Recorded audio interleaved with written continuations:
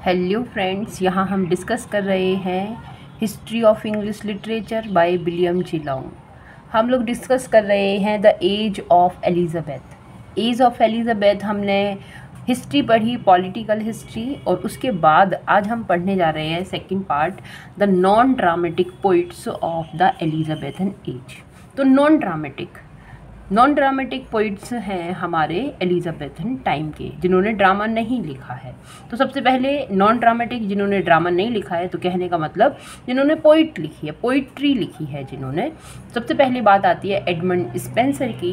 तो इसको आप याद रखिए कि एडमंड स्पेंसर 1552 टू 1599, 1552 टू 1599, 1552 से 1599 तक का इनका टाइम पीरियड रहा है। तो यहाँ पर इस बुक में स्टार्ट होता है इनके बारे में कि यहाँ एक पोम लिखी हुई है, और ये पोम लिखी है सेफर्ड्स कैलेंडर से। तो आगे बढ़ते हैं, पोम हम नहीं पढ़ेंगे। तो आप देख सकते हैं यहाँ सेफर्ड्स कैलेंडर, और ये अक्टूबर सेफर्ड्स कैलेंडर, इसमें 12 पार्ट्स हैं, और 12 पार्ट्स 12 मंथ्स जो हैं उनसे रिलेटेड हैं। ये है अक्टूबर से रिलेटेड, जिसमें कडी और पायर्स एक दूसरे से टॉकिंग करते हैं, ये वाली बात है। पर इसके बारे में यहाँ दिया हुआ है, हम लोग उसे डिस्कस करेंगे कि इन दीज वर्ड्स, ये पोम में जो वर्ड्स दिए हुए हैं इस पोम से, विद देयर शॉरोफुल सजेशन, और उनका जो दुख भरा सजेशन है, ऑफ डूअर, जो कि डूअर के लिए है, शायद ये करेक्टर का नेम है, Spencer reveals his own heart. Spencer ने अपने मन को, अपने हृदय को रिवील किया, उजागर किया, अनकॉन्शियसली, ना अज्ञानता से, परहैप्स शायद, as no biographer could possibly do, जैसे कि कोई भी बायोग्राफर ये ऐसा नहीं कर सकता था। ठीक है। तो एडमंड स्पेंसर इस सेफर्ड्स कैलेंडर के थ्रू उनके मन में क्या था उस बात को वो रिवील यहाँ करने का काम करते हैं, और वो कहते हैं कि इतना तो उनके बारे में कोई बायोग्राफर भी नहीं बता सकता। ठीक है। हिज लाइफ, तो कहीं ना कहीं ये जो पोम है, ये सेफर्ड्स कैलेंडर है, ये ऑटोबायोग्राफिकल वर्क है इनका। His life and work seem to center about 3 great influence. उनकी जो लाइफ है, उनका जो वर्क है, लगता है कि सेंटर है, केंद्र है 3 ग्रेट इन्फ्लुएंसेस, प्रभावों का संबंध। अब 3 नेम्स, जो कि 3 नेम्स में सम्मन हो जाता है। क्या? कैम्ब्रिज सबसे पहले, where he grew acquainted with the classics and Italian poets.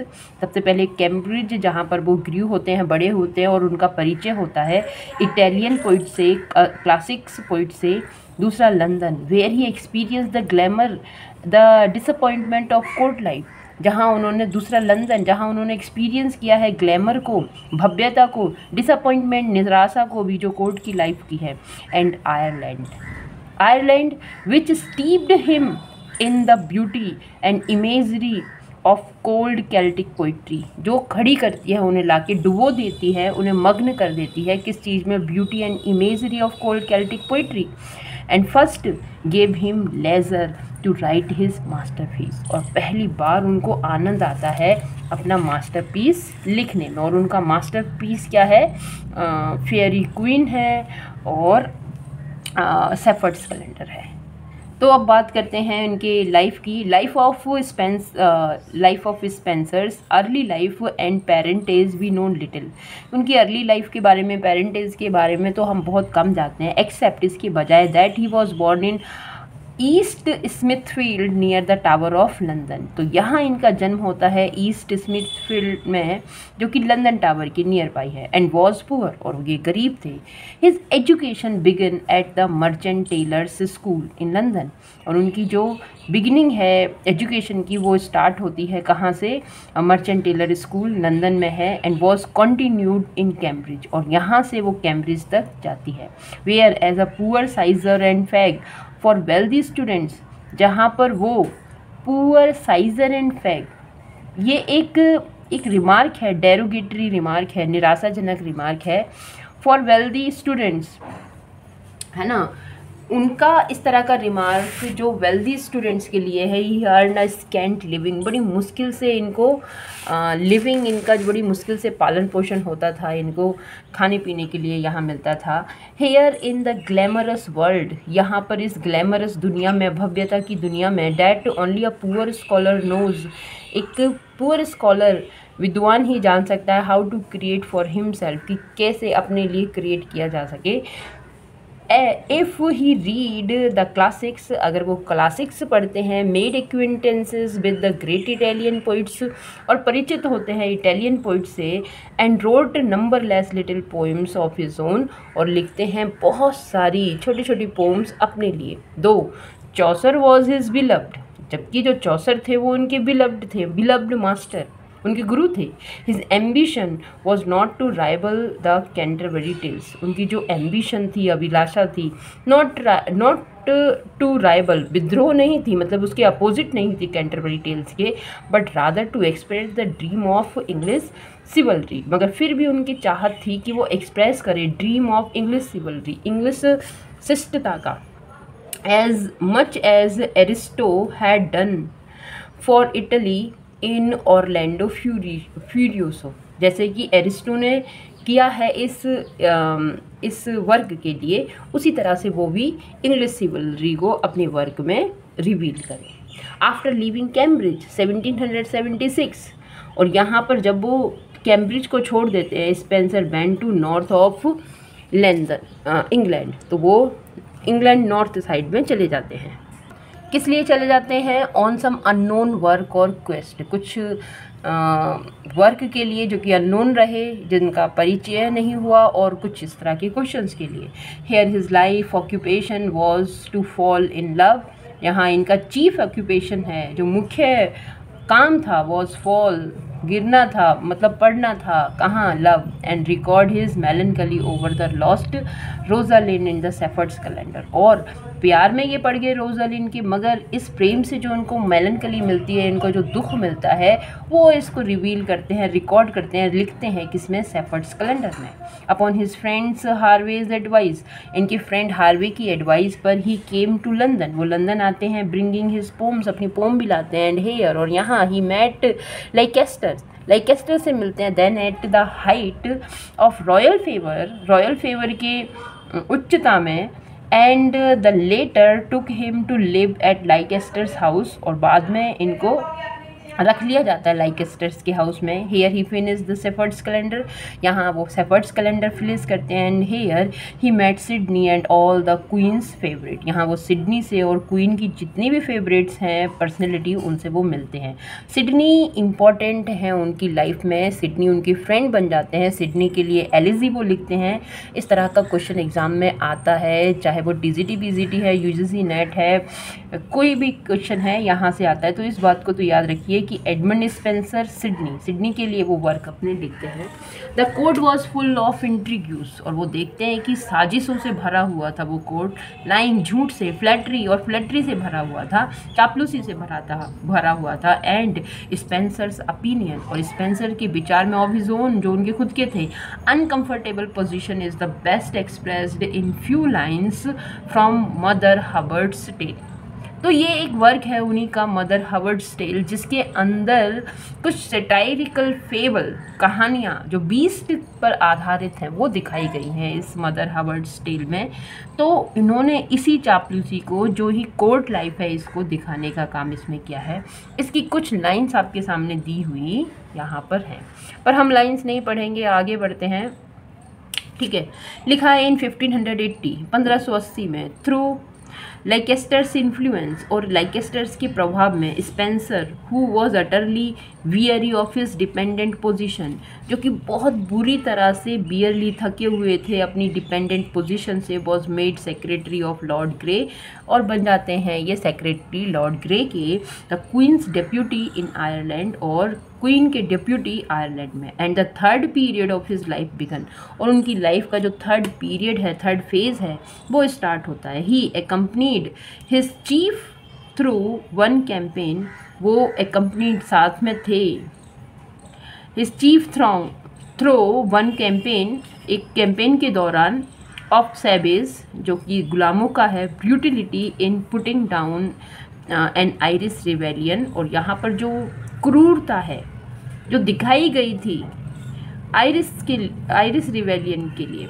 And was given immense estate with the castle of Kilcolman, और दिया गया इमेंस, बहुत ज़्यादा जो इमेंस स्टेट है ये कैसल ऑफ किलकोलमैन में।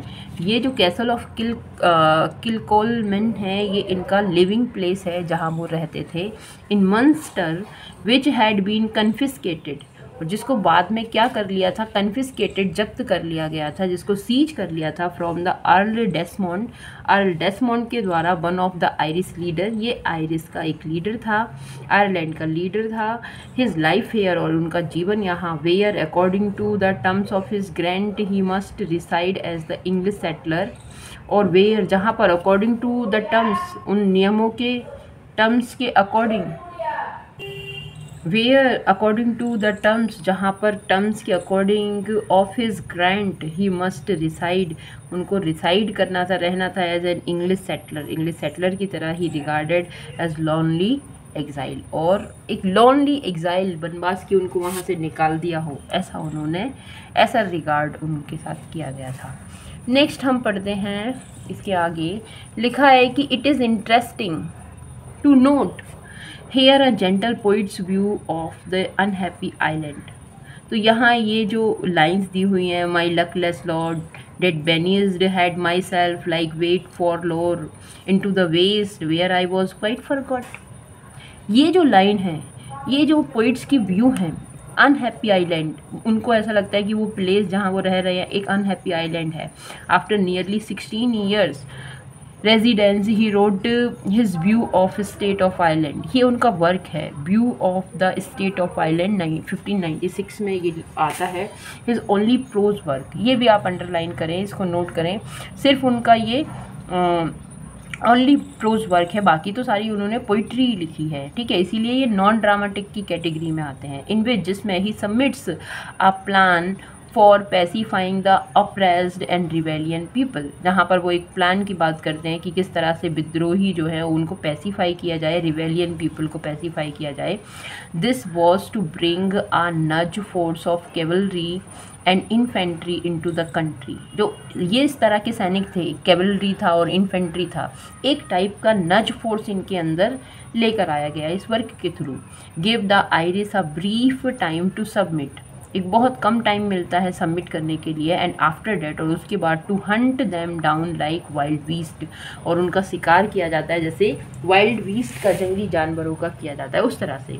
ही कैलकुलेटेड दैट कोल्ड, और उन्होंने उस कोल्ड को, उस जो ठंडाहट है उसको कैलकुलेट वो करते हैं, फेमाइन जो आफत है, सिकनेस बीमारी है, would help the work of the, जो कि सहायता करेगी उस काम का, the work of sword and death, और उसके बाद after the rebels had been well hounded for 2 winters, और उसके बाद जो रिबेल्स थे वो पीछा कर रहे थे, हाउंड कर रहे थे, शिकारी कुत्ते की तरह पीछा कर रहे थे 2 winters, दोनों सर्दियों तक।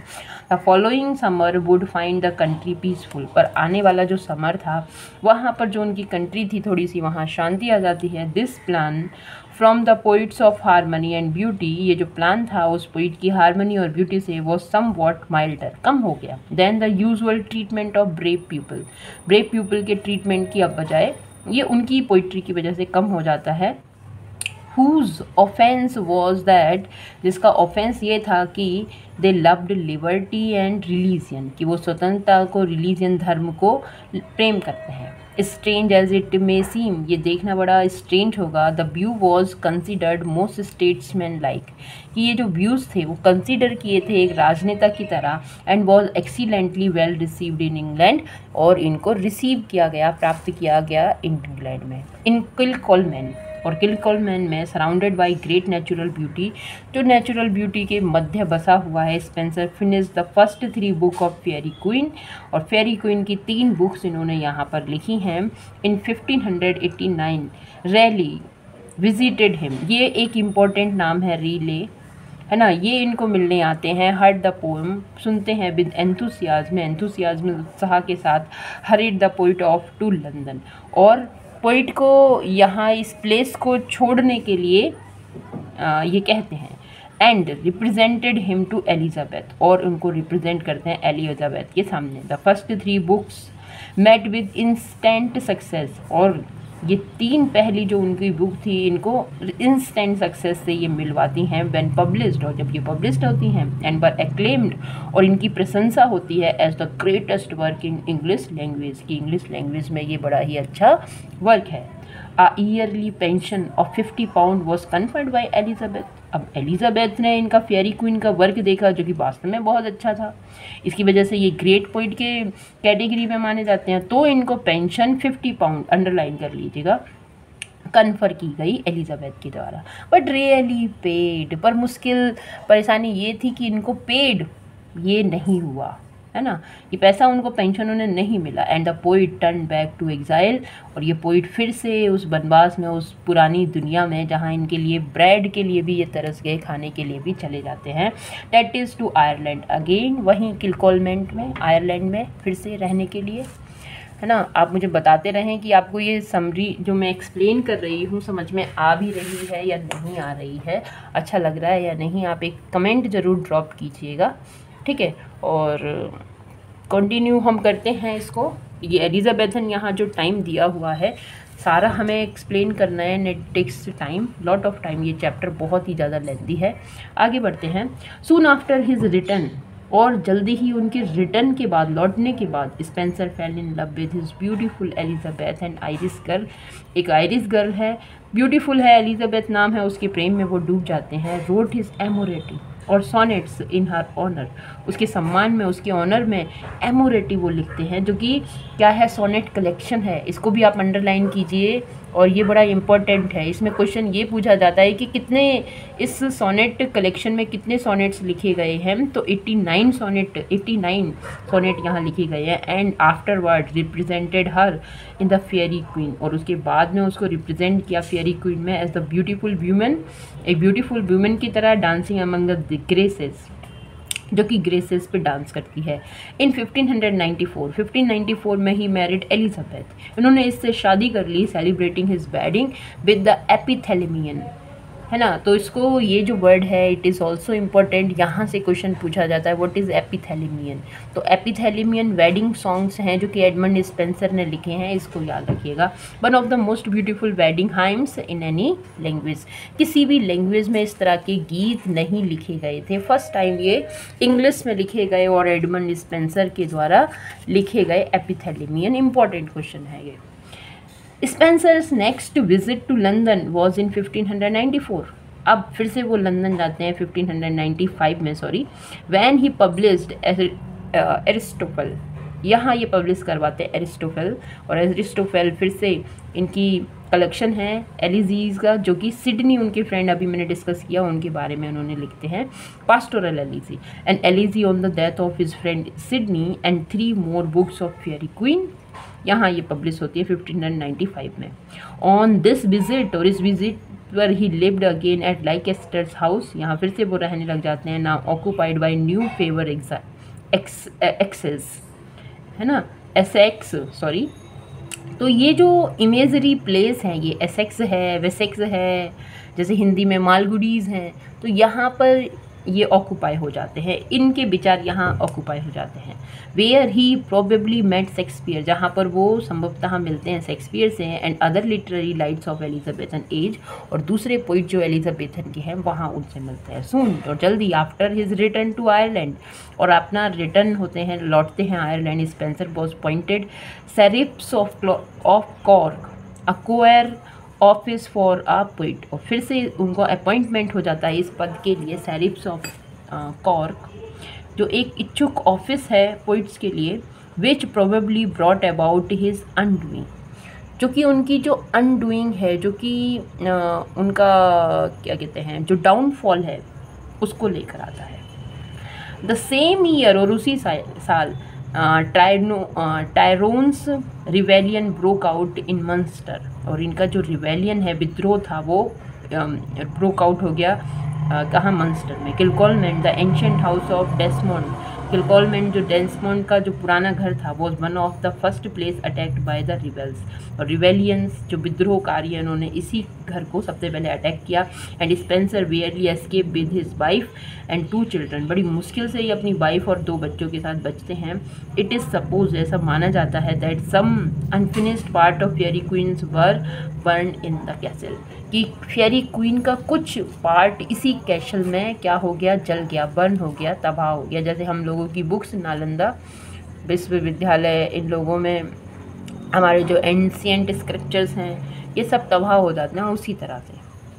From the shock of the frightful experience Spencer never recovered. अब ये जो शॉक उनके साथ था कि उनके 2 बच्चे और उनकी वाइफ और वो खुद और उनका घर तबाह हो जाते हैं, तो इससे कभी वो रिकवर नहीं हो पाए। He return to England heart broken, टूटे हुए दिल से इंग्लैंड वो लौटते हैं। And in the following year 1599, और आगे आने वाले सालों में यहाँ तक, he died in an inn at Westminster, और एक सराह में वो मर जाते हैं। अकॉर्डिंग टू बेन जॉनसन के अकॉर्डिंग ही डाइड वो फॉर वांट ऑफ ब्रेड, कि वो मर गए ब्रेड की चाहत में, खाने की चाहत में, मतलब खाने के लिए भूखे मर गए। But whether that is a poetic way, पर ये शायद पोइटिक वे था, तरीका था of saying that he had lost his property, that he actually died of destitute, कि वो निराशा से बिना किसी मनी के डेस्टिट्यूशन में वो मर गए। तो उनका जो लॉस्ट है, उनका जो दुख है उस प्रॉपर्टी का, तो सॉरी मैं फिर से पढ़ती हूँ, but whether that is a poetic way of saying, ये एक पोइटिक तरीका है कहने का, दैट ही हैड लॉस्ट, कि उन्होंने खो दिया हिज प्रॉपर्टी, अपनी संपत्ति को, और डेट ही एक्चुअली डाइड, और वो वास्तव में मर गए, ऑफ डेस्टिट्यूट, तो वो निराशा से मर गए। Will probably never be known, जो कि कभी पता नहीं चला कि किस वजह से, क्या रीज़न रहा कि वो 1599 में उनकी डेथ हो गई। He was buried beside master Chaucer in Westminster एबे, ये भी इम्पोर्टेंट है, इसको मार्क कीजिए, याद रखिए कि वेस्टमिनिस्टर एबे, यहाँ चौसर का भी कब्रिस्तान है, वहीं पर उनकी ग्रेवयार्ड के साथ उनको भी दफनाया गया, बरीड किया गया। The poets of that age, और उस ज़माने के जो पोइट्स थे, thronging to his funeral and according to Camden, वो चाहते थे, जो भीड़ थी उन लोगों की, कि वहाँ पे वो फ्यूनरल उनका हो, उनको बरी किया जाए। अकॉर्डिंग टू कैम्पडन के according, casting their elegies and the pens that had written them into the tomb, तो कैम्पडन कहते हैं कि कास्ट किया उन्होंने अपनी एलिजीज को, अपने पेन को, दैट हैड रिटन, जिनसे लिखा जा चुका था, दैम उनको, इनटू दिस हिज टॉम, उसके टॉम में। अब डिस्कस करते हैं हम स्पेंसर्स वर्क। ये देखिए, ये लेक्चर थोड़ा सा लेंदी जाएगा, मुझे लगता है 1 घंटे लगभग हो जाएगा, है ना। पेशेंस बनाकर आप सुनते रहिए इनके बारे में, जो हम एक्चुअल बुक से पढ़ रहे हैं, डिटेल में पढ़ रहे हैं, ठीक है। तो डिटेल मस्ट है, डिटेल में पढ़ना बहुत ज़रूरी होता है, ठीक है। Fairy queen is the great work upon which the poets fame chiefly rest, जो फेयरी क्वीन वर्क है उनका बड़ा महान वर्क है, जिनका उनका जो फेम है, उनका जो नाम है वो इसी की वजह से है। The original plan of the poem included 24 books, तो इस ओरिजिनल प्लान था इस बुक का, वो 24 बुक्स लिखने का था, है ना, 24 बुक्स लिखने का था। Each of which was to recount the adventure and triumph of knight, जो कि हर एक बुक एडवेंचर को और ट्रायम्फ, जीत को, जो नाइट्स योद्धा हैं उनकी दोहराएगी, उनको रिकाउंट करेगी, याद दिलाएगी। Who represented a moral value, जिसकी वजह से वो मोरल वैल्यूज़ जो हैं उनको रिप्रेजेंट करेंगे। Spenser's purpose as indicated in the letter to Raleigh, देखो मैंने बताया ये नाम इम्पोर्टेंट है, रेले। तो स्पेंसर का जो पर्पस था एक लेटर के थ्रू पता चलता है, उन्होंने इंडिकेट किया रेले को, which introduces the poems as follow, जो कि इंट्रोड्यूस करता है, प्रस्तावना देता है इन पोम्स की, जैसे कि नीचे है। तो to portray in Arthur, King Arthur है ना। बिफोर ही वॉज किंग, जब वो किंग नहीं थे, उससे जो किंग थे उससे पहले, the image of brave night, एक महान योद्धा की जो ब्रेव है, perfected in the 12 private moral values, perfected वो परफॉर्म की गई इस तरह की मोरल वैल्यूज़ में, एज एरिस्टोटल हैथ डिवाइज, जिस तरह के एरिस्टोटल ने डिवाइस किया है, टेस्टामेंट किया है, बताते हैं एरिस्टोटल मोरल वैल्यूज़ के बारे में। तो उस तरह से which is the purpose of these first 12 books, जो कि पर्पस था, उद्देश्य था इन पहली 12 बुक्स का, which it I find to be well accepted, जिनको उन्होंने फाइंड किया, पाया है कि हाँ पूरी अच्छी तरह से एक्सेप्टेड हैं।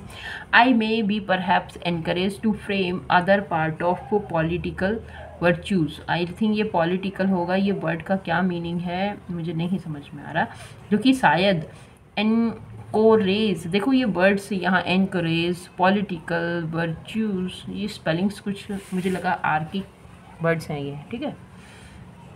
तो शायद वो फ्रेम के लिए एनकरेज करती है political virtues in his person, after that he came to be king, और उसके बाद वो किंग बन जाते हैं।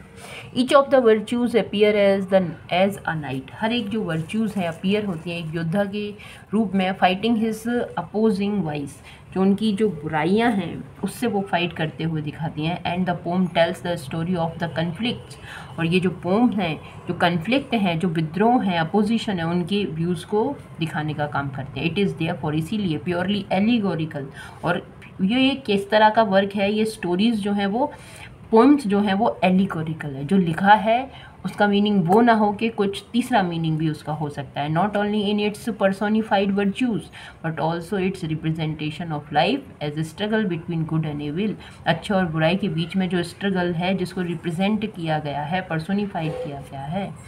In its strong moral element, इसके जो स्ट्रॉन्ग मोरल एलिमेंट है, द पोइट डिफर्स, बताते हैं रेडिकली, एक कल वे में, सटायरिकल वे में, फ्रॉम द ऑरलैंडो फ्यूरियोसो जो बुक है उसके थ्रू, अपॉन विच, जिसमें it was modelled,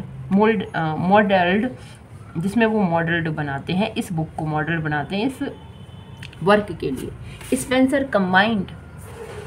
Spencer completed not only 6 books, उन्होंने सिर्फ 6 बुक्स कंप्लीट की, celebrating holiness, temperance, chastity, friendship, justice और कोर्टसी, जिनकी ये 6 थीम थी।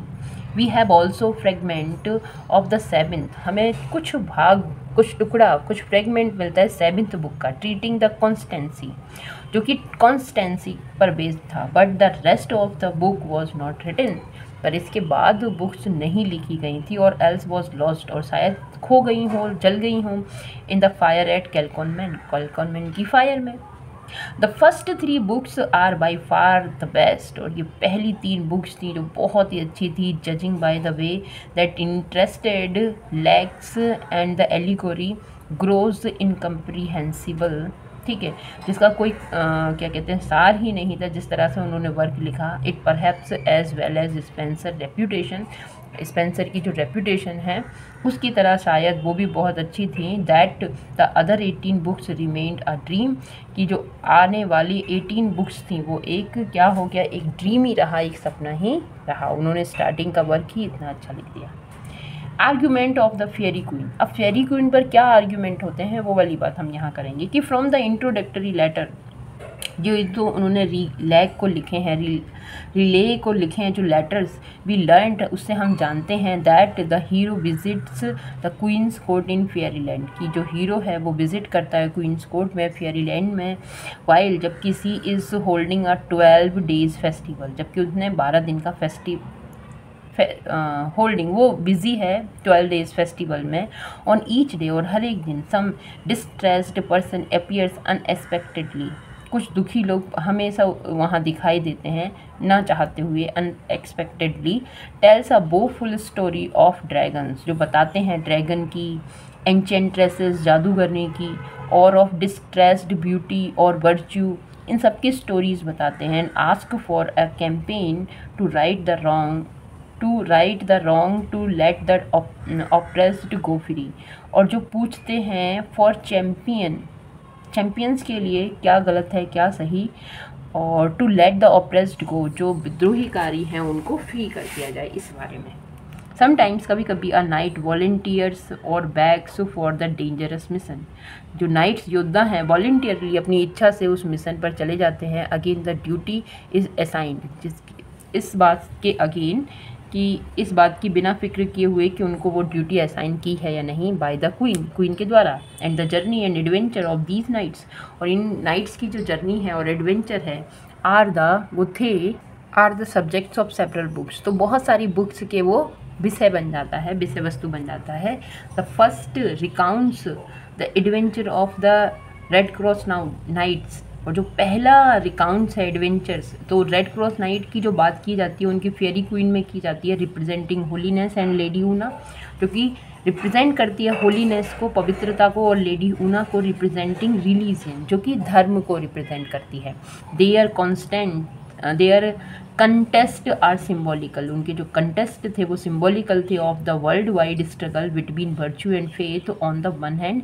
तो वर्च्यू और फेथ के मध्य जो उनका स्ट्रगल है वो वर्ल्ड वाइड एक बड़े लेवल पर ऑन वन हैंड, और एक तरफ the sin heresy on the other, जो सिन है वो क्या करती है, हेयरसी करती है, अपने धर्म विद्रोही हो जाती है ना। हेयरसी हो जाना, जो बिलीफ है उनका, जो ओपिनियन है रिलीजन को लेकर, उसके अपोजिट हो जाना, वो हेयरसी हो जाती है। The second book tells the story of sir Guyon, तो जो दूसरी बुक है वो स्टोरी बताती है गुअन की और temperance. The third Britomartis representing chastity, the fourth, fifth and sixth of Cambel Triamond friendship, Artegall justice and the sir Calidore courtesy. तो ये बुक्स हैं और इस तरह की थीम्स को डिस्क्राइब करने का काम करती हैं। Spencer's plan was a very elastic, जो स्पेंसर का प्लान था वो बड़ा इलास्टिक था, लोचदार था, लचीला था। One and he filled up the measure of his narrative with everything, एक और वो एक इलास्टिक था एंड उन्होंने फिल अप कर दिया, भर दिया उस मेजर को नरेटिव, उस नरेटिव से with everything that caught his fancy, जो कि उनकी कल्पनाओं में था। हिस्टोरिकल इवेंट्स थे, पर्सोनेजेस अंडर एलिगोरिकल मास्क, और जो कोई भी इंडिविजुअल्स की स्टोरी थी जो कि एलिगोरिकल फॉर्म में उनको लिखती है। ब्यूटीफुल लेडीज़ की स्टोरी, सिविलरस नाइट्स की स्टोरी, जाइंट्स की, मॉन्स्टर्स की, dragon, sirens, enchanters, adventurers, enough to stock a library of fiction, कि भाई जो स्टॉक है लाइब्रेरी फिक्शंस का, वो सारे के सारा थीम्स, वो पॉइंट्स, वो करेक्टर्स उन्होंने इस वर्क में वो मेंशन करते हैं। इफ़ यू रीड होमर और वर्जिल, अगर तुम होमर और वर्जिल को रीड करते हो, you know the subject in the first strong line, तो तुम्हें सब्जेक्ट पता चल जाता है पहली ही लाइन में। इफ़ यू रीड कैडमन और पैराफ्रेजेस और मिल्टन एपिक, अगर तुम इन लोगों को रीड करते हो, the introduction gives you the theme, जो इंट्रोडक्शन है वो थीम को बताती है। बट स्पेंसर ग्रेट पोइम, पर स्पेंसर की जो पोइम्स हैं उनकी खासियत ये थी, with the exception of a single line, कि एक सिंगल लाइन के बजाय इन द प्रोलोग, उस प्रोलोग में ही fierce, warriors and faithful love shall moralise my song gives hardly a hint of what is coming. तो इस तरह की जैसे एक लाइन यहाँ दी हुई है जो कहता है कि फियर्स, भयंकर वॉर, और faithful love shall moralise my song, कि मेरे गीत को वो अमर करेगा, मॉरलाइज करेगा। तो अब आने वाला क्या है, क्या पॉइंट्स आने वाला है, आगे कहानी क्या होने वाली है, इसकी एक हिंट मिल जाया करती थी। तो इस तरह का उनका वर्क है। यहाँ राइटर कंपेयर करने का भी काम करते हैं कि उनका जो वर्क है, चौसर के वर्क में क्या होता था, कैडमन के वर्क में क्या होता था, है ना, और उनका वर्क किस तरह का है। As to the meaning of the allegorical figure, जिस तरह का जो मीनिंग है, सार है एलिगोरिकल फिगर्स का, one is generally in doubt, है ना। तो क्या होता है, जनरली इस चीज़ का डाउट होता है, संदेह होता है। इन द फर्स्ट 3 बुक्स, पहली 3 बुक्स में, the shadow of Faerie queen sometimes representing the glory of God, जो फेयरी क्वींस की जो शेडो है वो जो महारानी है, glory of God, representing glory of God, तो ईश्वर है उसकी ग्लोरी को रिप्रेजेंट करने का टाइम करता है। एंड समटाइम्स एलिजाबेथ, और कभी कभी एलिजाबेथ का, who was naturally flattered by the parallel, और जो कि साथ साथ में उसको भी वो क्या कर रहे थे, फ्लैटर्ड कर रहे थे। तो राइटर क्या करते हैं, एडमंड स्पेंसर फेयरी क्वीन में क्वीन एलिजाबेथ को एडमायर करने का, गॉड को एडमायर करने का काम करते हैं। ब्रिटोमार्टिस इज़ ऑल्सो एलिजाबेथ, जो ब्रिटोमार्टिस करेक्टर है वो एलिजाबेथ ही है माना जाता है। The red cross night is Sydney, और जो रेड क्रॉस नाइट इसमें दिखाए गए हैं वो खुद सिडनी है। द मॉडल इंग्लिशमैन, और जो उसका मॉडल है, सार है, वो इंग्लिशमैन है। Arthur who always appears to rescue the oppressed, और आर्थर वो हमेशा दिखाते हैं कि जो ऑप्रेस्ड हैं उनको रेस्क्यू करते हैं। इज़ लाइकेस्टर, जो कि लाइकेस्टर है, which is another outrageous flattery, और वो भी दूसरा आउटरेजियस उभरता हुआ फ्लैटरी है। Una is sometimes religion and sometimes the Protestant church, कभी कभी रिलीजियंस हो जाती है, कभी कभी प्रोटेस्टेंट चर्च हो जाती है। While Duessa represents Mary queen of Scots, जबकि एक और करेक्टर है डूसा, ये मैरी क्वीन को जो स्कॉटलैंड की है उसको दिखाने का काम करते हैं। जर्नल कैथोलिज्म, और जो कि जनरल कैथोलिज्म है जो वहाँ पर चल रहा है। कैथोलिज्म एंड प्रोटेस्टेंट, दो तरह की रिलीजियंस यहाँ पर हैं, एक चर्च को मानने वाले, दूसरा चर्च को नहीं मानने वाले, ठीक है।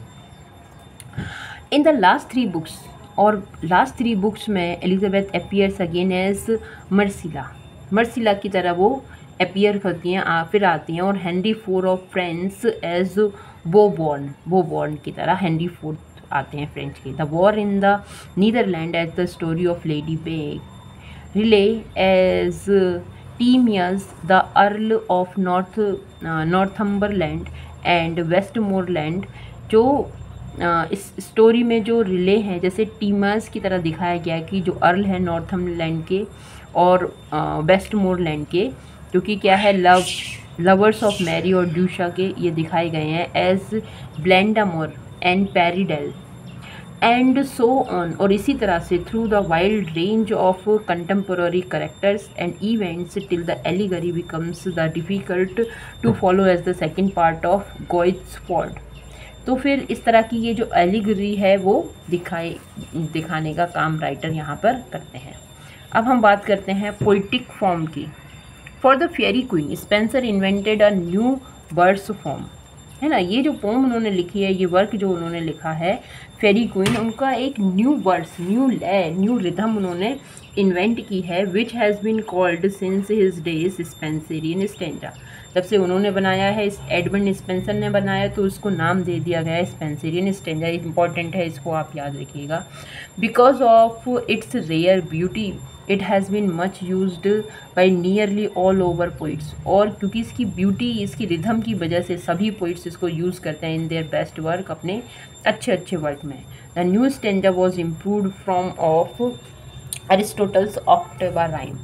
तो ये जो स्टेंजा थे ये इम्प्रूव किए गए थे एरिस्टोटल का जो ऑक्टेवा राइम है वहाँ से, जो 8 लाइन का स्टेंजा होता है। And bears a close resemblance to one of Chaucer's most musical words, जिसको पहचान मिली जो चौसर का म्यूजिकल वर्ड्स है उसी से। Forms in the Monk's Tale, जो मॉन्क्स टेल में उन्होंने यूज़ किया है। Spenser's in stanza in 9 lines, और स्पेंसरियन स्टेंजा 9 लाइन का होता है। 8 of 5 फीट ईच, 8 लाइन्स होती है 5 फीट की सब में, एंड लास्ट ऑफ 6 फीट, और लास्ट लाइन है 6 फीट की जो राइमिंग करती है A B B C B C C, A B B C C, इस तरह से। A new selection from the first book which is best worth reading, जो फर्स्ट बुक है वास्तव में वो बर्थ रीडिंग है, are produced here to show the style and melody of the words. और यहाँ देखो उस बर्ड्स को, उस मेलोडी को दिखाने का काम राइटर करते हैं। जैसे आप देख सकते हो 2 4 6 8 लाइन यहाँ लिखी हुई हैं, है ना, जो ऑक्टेवा राइम पर है।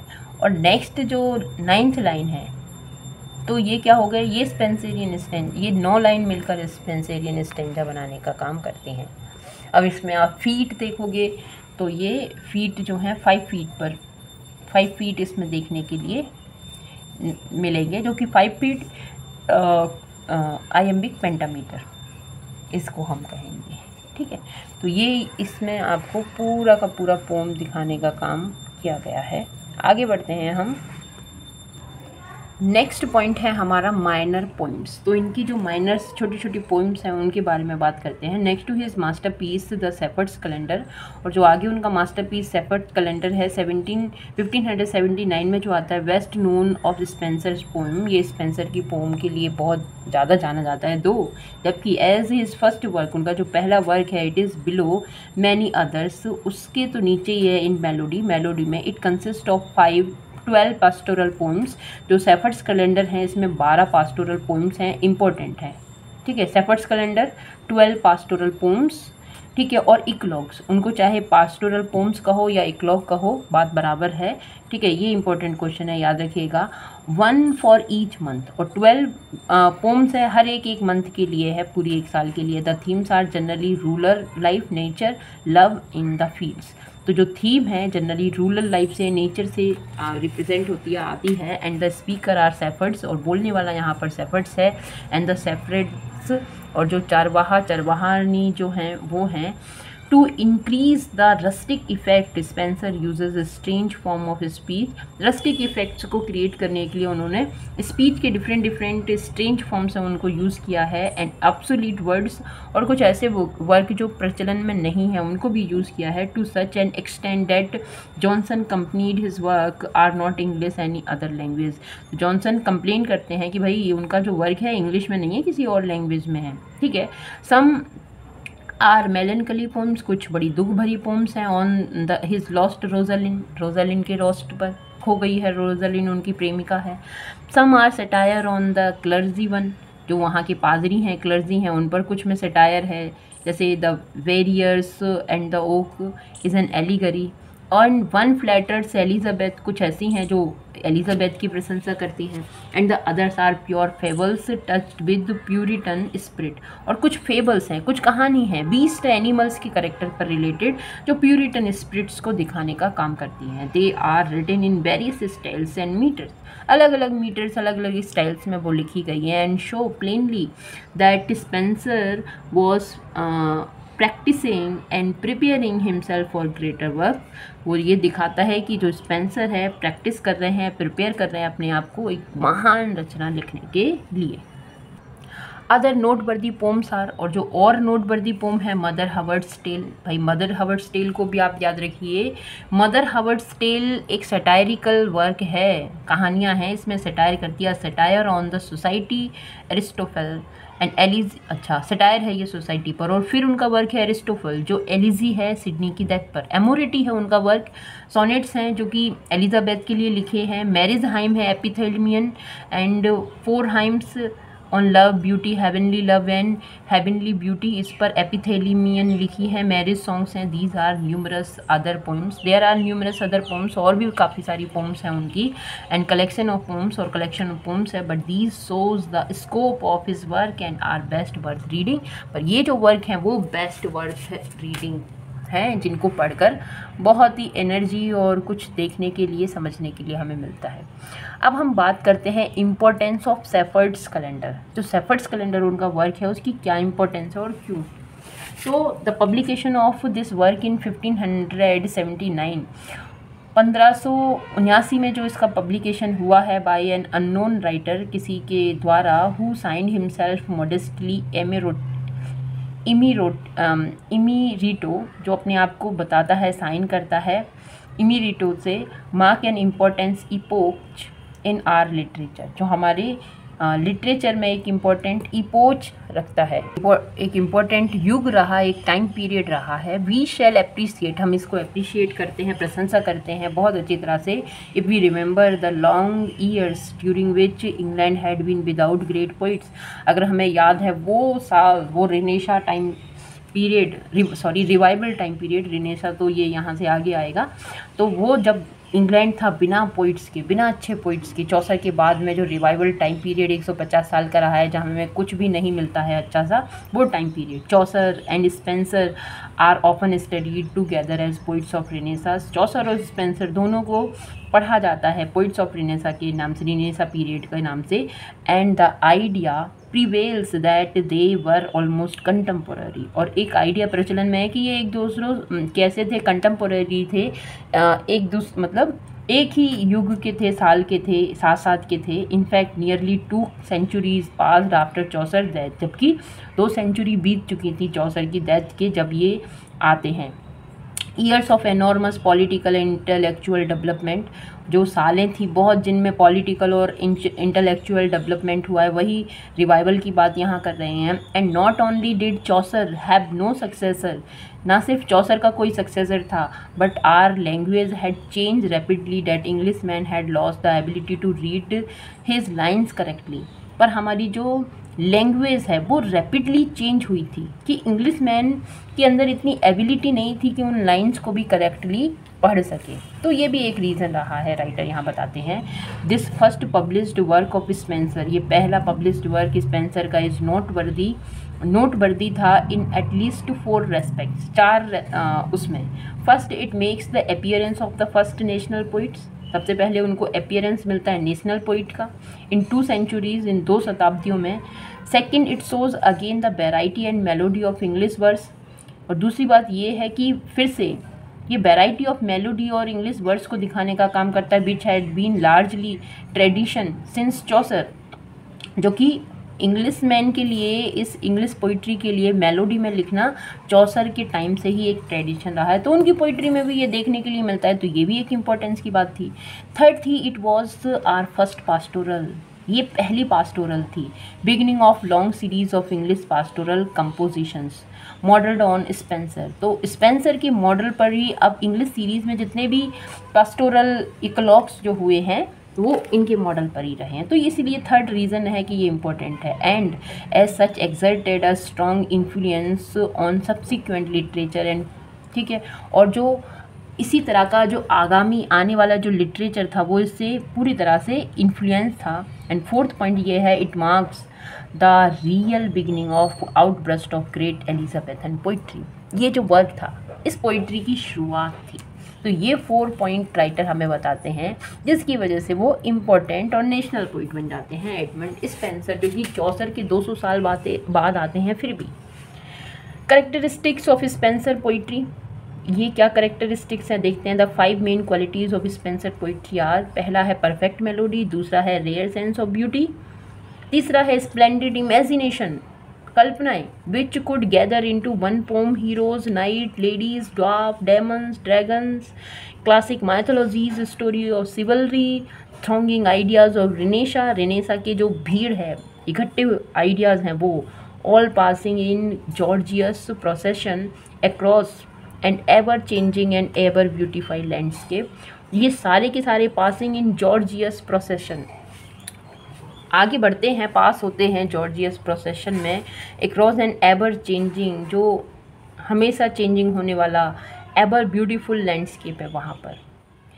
आ lofty moral purity and seriousness, a delicate idealism, एक प्योरिटी, मोरल प्योरिटी और सीरियसनेस, एक idealism which could make all nature and every common thing beautiful, जो कि हर एक नेचर को, कॉमन थिंग को ब्यूटीफुल बनाता है, ठीक है। ये करेक्टरिस्टिक उनकी पोइट्री के रहे।